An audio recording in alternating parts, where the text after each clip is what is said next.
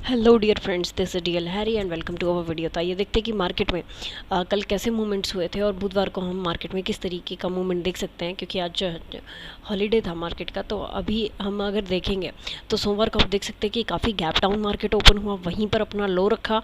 उसके बाद में एक स्ट्रॉन्ग बाइंग आई है और वहाँ पर उसने अप साइड में ही अपनी क्लोजिंग जो दी है वो काफ़ी स्ट्रॉन्ग देते हैं। आप देख सकते हैं कि अपने हाई के ऑलमोस्ट पास आकर ही इसने अपने क्लोज दिया, यानी कि अभी भी इसमें बायर्स जो है वो एक्टिवेट है। ज़्यादा अभी इसमें सेलिंग का प्रेशर नहीं आया है, जस्ट बिकॉज बायर्स इस लेवल से इसको अपसाइड लेकर गए हैं। अगर 15 मिनट के टाइम फ्रेम पे हम एनालाइज करेंगे तो यहाँ पर हम देखेंगे कि एक डाउन ट्रेंड था मार्केट में और एक एम पैटर्न जैसा शेप बनाया था, या आप कहेंगे कि डबल टॉप जैसा एक शेप बना 15 मिनट के टाइम फ्रेम पे। ये देखिए यहाँ पर ये शेप बना, जब इसने अपनी इस नेक लाइन को क्रॉस किया तो ये डाउन आ गया और हमें काफ़ी अच्छा टारगेट भी वहाँ पर डाउन साइड का देखने को मिलता है। लेकिन उसके बाद अगर हम देखें तो कल का जो मूवमेंट रहा वो कुछ इस तरीके का रहा कि ये इसी जोन में ट्रेड करता रहा। अगर आप देखेंगे तो ये एक पैरेलल जोन था जिसमें ये कंटिन्यू ट्रेड करता रहा और अपसाइड गया है, लेकिन जो जोन रहा ना तो इसने अपना हाई ब्रेक किया और ना ही अपना लो ब्रेक किया। तो यहाँ पर अगर हम देखेंगे कि अब कल इसमें किस तरीके से मूवमेंट हो सकती है, क्योंकि जो क्लोजिंग हुई है इसकी वो अपने हाई के आसपास ही हुई है। दैट्स वाई हम एक जो प्रेडिक्शन कर सकते हैं वो ये कि कल भी इसमें बाइंग का मोमेंटम रहे। अगर ये मान लीजिए कि इसी लाइन को ब्रेक करके अपसाइड जाता है तो ये हमें वापस से जो हमारा पहले का हाई लगा हुआ है, मीन्स ये जो हाई है, ये हाई जो लगा था इसी हाई के आसपास हमें यहाँ पर एक रेजिस्टेंस देखने को मिल सकता है। आप इसको जोन ही मानकर चलेंगे, ऑलमोस्ट ये 36,700 के आसपास है। तो यहाँ तक का मूवमेंट हमें वन वे देखने को मिल सकता है। लेकिन अगर ये गैप अप ओपन हो जाता है मान लीजिए कि 36,500 के आसपास, और जहाँ पर हम सोच सकते हैं कि काफ़ी ज़्यादा ओआई होगा, तो उसकी वजह से सेलिंग आ सकता है, क्योंकि बायर्स जो होंगे वो ज़्यादा बड़ा टारगेट नहीं रखेंगे और अगर उन्होंने अपना प्रॉफिट बुक कर लिया तो यहाँ से सेलिंग आ सकता है। और अगर इसी जोन में ट्रेड ओपन मार्केट ओपन हो जाता है तो हो सकता है कि ये यहीं तक इसी जोन तक जाए जहाँ पर 36,100 का या 200 का लेवल है और वहीं से वापस रिजेक्शन लेकर इसी जोन में ट्रेड करता रहे। और डाउन साइड में अगर वो इसे ब्रेक करता है, मान लीजिए गैप डाउन ओपन हो जाता है और इस जोन को ब्रेक करता है, तो यहाँ पर इसने जितनी मूवमेंट की है आप देख सकते हैं कि ये जितनी मूवमेंट हुई है हम एक्सपेक्टेशन रख सकते हैं कि इतनी ही मूवमेंट इसको ब्रेक करने के बाद है। ये लगभग 500 से 550 पॉइंट का मूव है, तो ये मूवमेंट आपको यहाँ भी देखने को मिल सकता है। और पैटर्न जो रहेगा वो लगभग आप देख पाएंगे कि पोल फ्लैग और पोल जैसा रहेगा। सेम अगर हम निफ्टी की बात करें तो निफ्टी में भी कुछ ऐसा ही सीनैरियो, ये देखिए निफ्टी में भी इसी तरीके का सीनैरियो बना कि मार्केट पहले अप गया, फिर एक रेड कैंडल बनाई, फिर वापस अप गया और फिर डाउन आया, फिर एक चेक ज़रूर किया लेकिन फिर से डाउन आया। तो निफ्टी में काफ़ी अच्छा पैटर्न बना है। गैप डाउन ओपन हुआ और इसने भी सेम एक पैरेलल जोन में ही ट्रेड किया, अप गया लेकिन ज़्यादा नहीं, ना तो अपना हाई ब्रेक कर रहा था जोन का, ना ही जोन का लो ब्रेक किया है। तो सेम इसी में भी हमें अगर डाउन साइड का मूवमेंट मिलता है तो आप एक्सपेक्ट कर सकते हैं कि यहाँ पर भी पोल, क्योंकि स्टीप गिरा है एकदम से, अगर आप देखेंगे तो ये स्टीप डाउन साइड आया है, उसके बाद में पोल बना है कल, और इसी तरीके से हमें इतना ही टारगेट यहाँ भी डाउन साइड में देखने को मिल सकता है। पॉसिबिलिटी ऐसी ही रहेगी अगर डाउन आता है तो। अदरवाइज मार्केट में बाइंग आ चुकी है, buying in the sense intraday time frame पे। बड़े टाइम फ्रेम पे हम अभी एनालाइज नहीं करेंगे, क्योंकि हम इंट्राडे ट्रेडर है तो हम सिर्फ इंट्राडे के हिसाब से करेंगे। ये काफ़ी बड़ी कैंडल बनी और काफ़ी स्ट्रॉन्ग है। आप देख सकते हैं कि ये वाली कैंडल जो थी रेड, ये काफ़ी स्ट्रॉन्ग थी और इसने कंटिन्यू करते हुए गैप डाउन ओपन किया मार्केट को। अभी बाइंग प्रेशर ज़्यादा है, मार्केट ने क्लोजिंग जो दी है वो अपने हाई के आसपास दी है। इट मीन्स बायर्स अभी भी कंटिन्यू है, तो या तो गैप अप खुले या इसी जोन में खुलकर अप जाए। तो पॉसिबिलिटी बायर्स के साइड से यही है, लेकिन अगर सेलर स्ट्रॉन्ग हो जाते हैं तो ही डाउन का मूवमेंट इसमें आ सकता है। अब हम चलते हैं बैंक्स की तरफ और वहाँ पर सिनेरियो देखते हैं। यहाँ पर आप देख सकते हैं HDFC बैंक, HDFC बैंक भी गैप डाउन ओपन हुआ और फिर इसमें बाइंग आया शार्प और वन वे गया है और काफ़ी अपने हाई के आसपास ही अपनी क्लोजिंग दी है। आप देख सकते हैं कि प्रीवियस जो हाई था वो था 1404 का और अब जो हाई लगा है 1406, यानी कि हाई क्रॉस किया है। अभी इसमें पॉसिबिलिटी है कि अगर बाइंग आती है तो ये इसको और अप लेकर जाएगी और एक अच्छे टारगेट को हमें देखने को मिलेगा। 1400 के आसपास यहाँ पर अपनी क्लोजिंग ये दिखा रहा है, साइकोलॉजिकल लेवल के बिल्कुल पास क्लोजिंग हुई है। आप देख सकते हैं कि ये लेवल इसके लिए एक रेजिस्टेंस का काम कर सकता है। अगर यहीं पर हमें डबल टॉप जैसा पैटर्न दिखता है तो हम डाउन साइड का व्यू इसमें रख सकते हैं। लेकिन अगर ये इसे ब्रेक करके चेक कर लेता है एक बार, तो हमें इसमें अपसाइड के टारगेट अच्छे देखने को मिल सकते हैं, यानी कि बायर्स इसको अपसाइड लेकर जाने के लिए तैयार है। क्योंकि आप देख सकते हैं कि गैप डाउन ओपन हुआ और one way market HDFC bank ऊपर गया है। तो पॉसिबिलिटी यही है कि बायर्स अपना एसएल ट्रेल करते हुए इसे अपसाइड लेकर जाएं। नेक्स्ट हमारे पास है एक्सिस बैंक। एक्सिस बैंक में हम देख सकते हैं कि डेली टाइम फ्रेम पे गैप डाउन ओपन हुआ, एक बड़ी कैंडल बनाया और फिर उसी के इनसाइड में पूरा दिन रहा।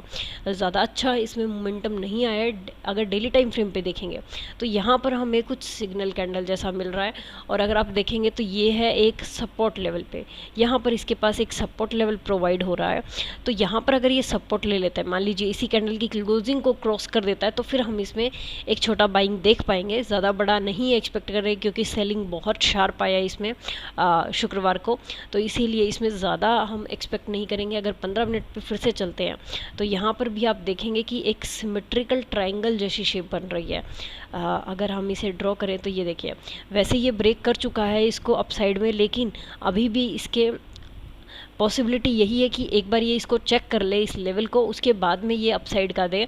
अगर ऐसा नहीं होता, क्योंकि क्लोजिंग अभी ये दे चुका है, तो मोर कन्फर्म होगा कि ये कंसोलिडेट है। अभी ये देखिए, अगर आप लास्ट के कैंडल्स देखेंगे तो ये कंसोलिडेट है। जैसे ही ये इनको ब्रेक करेगा ये अपसाइड में हमें टारगेट दे देगा। जितना ये पहली आप बड़ी कैंडल देख रहे हैं, ऑलमोस्ट इतना ही हम एक्सपेक्ट करते हैं इस सिमेट्रिकल ट्रायंगल के पैटर्न के अकॉर्डिंग, कि जितना मूवमेंट यहाँ ओपनिंग पे हुआ है इस सिमेट्रिकल ट्रायंगल के, उतना ही मूवमेंट इसको ब्रेक करने के बाद मिले।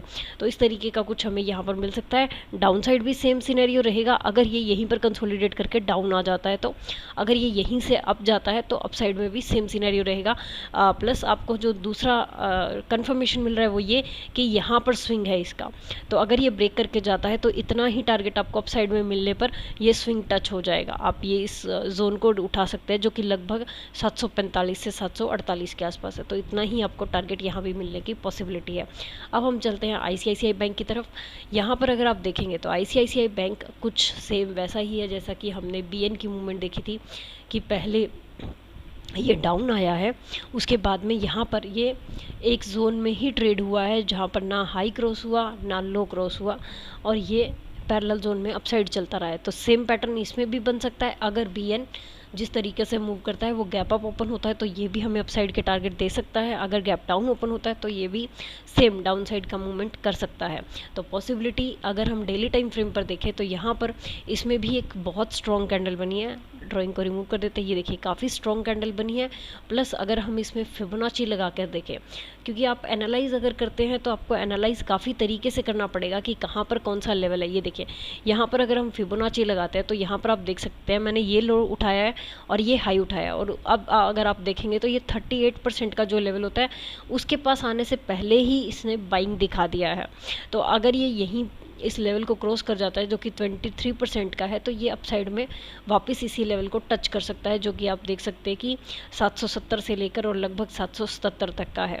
तो यहाँ तक के इस लेवल को हम देख पाएंगे ICICI बैंक में। अब चलते हैं SBIN की तरफ।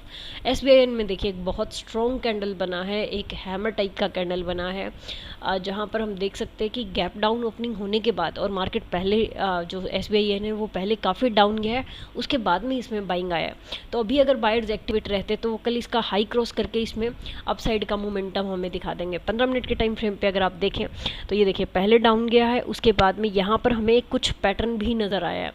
यहाँ पर ये पहले डाउन आया, फिर अप गया, फिर डाउन आया और फिर अप गया। तो ये एक W पैटर्न जैसी हमें यहाँ पर शेप मिली, और यहाँ पे क्लियर कट सिग्नल मिला कि अभी ये अप लो और नहीं जा रहा है। इसने अपना प्रीवियस लो यहाँ पर जो था इसको ब्रेक नहीं किया और ये अप गया है।